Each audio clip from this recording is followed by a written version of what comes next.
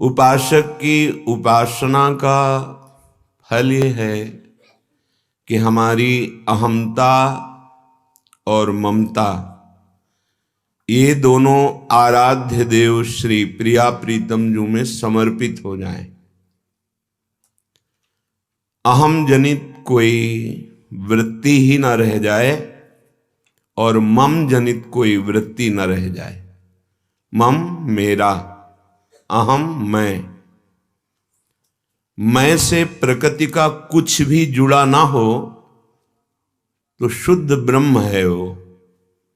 जहां प्रकृति का कुछ भी जुड़ा वही बंधन का कारक है। जैसे मैं स्त्री, मैं पुरुष, मैं विद्वान, मैं जहां कुछ उसके संग लगा दिया वो माया हो गई, वही बंधन हो गया।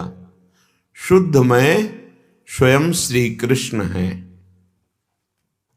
और मम मेरा स्वरूप, मेरे आराध्य देव। बस प्रकृति का कुछ मेरा जोड़ा बंध गए। अब यहां भूल ये हो गई कि अहम से प्रकृति पूर्ण रूप से हमने जोड़ ली और मम प्रकृति को ही मान लिया। स्थूल शरीर, सूक्ष्म शरीर, कारण शरीर तीनों प्रकृति की रचना है। बाहर तो ये सब प्रकृति की रचना है। जब हम प्रकृति शब्द बोलते हैं तो हम बाहर की तरफ भागते हैं। बाहर तो स्थूल प्रकृति है, इसके अंदर सूक्ष्म प्रकृति है। जब हमारा प्रकृति से थोड़ा भी संबंध होगा तो वही परमात्मा का विस्मरण कराती है।